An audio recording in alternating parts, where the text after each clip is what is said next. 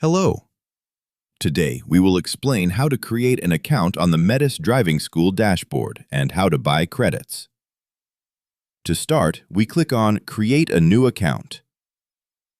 We enter our email address, a secure password, we confirm it, we check the boxes to accept the policies and terms and conditions, and we click on Create Account. Next, we fill in our driving school's information: the name, the tax ID, the legal name, and our full name. Then we add the contact email, the phone number, the website, and the address.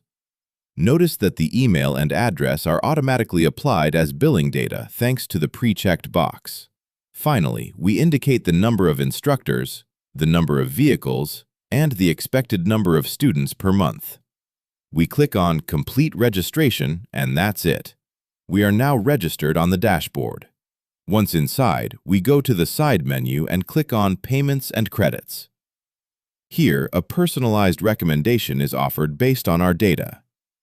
Further down, we can buy the credits we want. You can simply use the plus and minus buttons to adjust the exact amount of credits you want to purchase. We select the desired amount, we accept the terms and conditions, and we click on Buy Credits. On the payment page, we enter the email address for billing.